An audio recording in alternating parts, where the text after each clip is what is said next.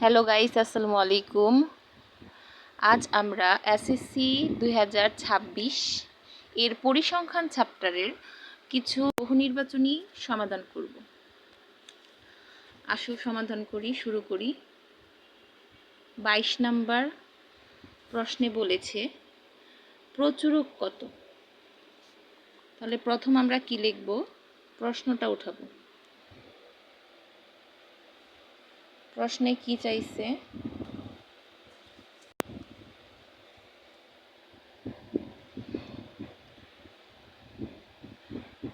শ্রেণী বৃত্তি গণসংখ্যা। শ্রেণী দেওয়া আছে 6 থেকে 10, 11 থেকে 15, 16 থেকে 20, 21 থেকে 25। আর গণসংখ্যা কি দেওয়া আছে? 4, 10, 15, 6। প্রশ্নে চাইছে কি প্রচুরক কত। তাহলে প্রচুরক নির্ণয়ের জন্য আমাদের উদ্দীপকে যেই চিত্র, যেই সারণী আছে এটাই যথেষ্ট। তাহলে সরাসরি আমরা প্রশ্নের উত্তরে চলে যাই, যেহেতু নৈবিত্তিক। সূত্রে চলে যাই। সূত্র কি প্রচুরকের? প্রচুরক সমান L plus F1 by F1 plus F2 into H। তাহলে এখানে আমাদের কি কি মান লাগবে?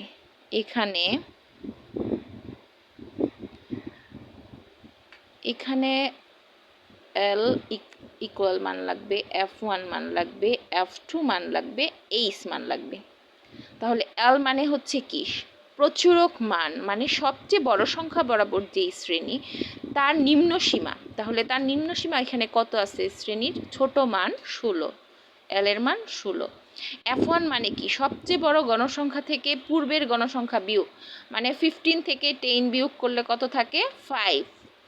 F2 মানে কি? সবচেয়ে বড় গণসংখ্যা থেকে পরের সংখ্যা বিয়োগ, মানে 15 থেকে 6 বিয়োগ করলে কত থাকে? 9। আর H মানে ব্যবধান। এই শ্রেণীর প্রথম সংখ্যা 6 থেকে 10 পর্যন্ত আমরা গুনব। ব্যবধান কত? 6, 7, 8, 9, 10। ব্যবধান 5।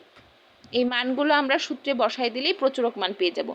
L এর মান কত? 16 প্লাস F1 এর মান কত পাইছি আমরা? 5।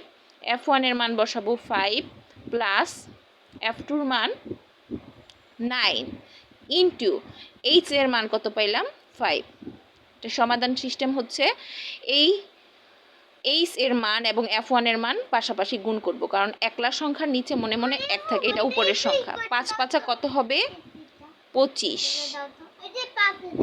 আর 5 আর 9 যোগ করলে হয় কত? 14। এবার আমরা 25 আর 14কে ভাগ করব।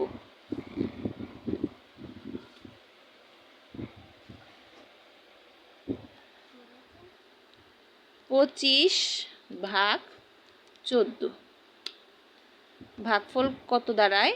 1.785। তাহলে তৃতীয় সংখ্যা যদি 5 থেকে 9 এর মধ্যে থাকে, তাহলে দ্বিতীয় সংখ্যা 8টা কি হয়ে যাবে? একযোগ হয়ে 9। তাহলে আমাদের ভাগফল কত থাকলো? 1.79। 8টা 9 হয়ে গেছে কেন? কারণ 8-এর পরের সংখ্যা 5 ছিল, আর 5 থাকলে আগের সংখ্যায় 1 যোগ করতে হয়।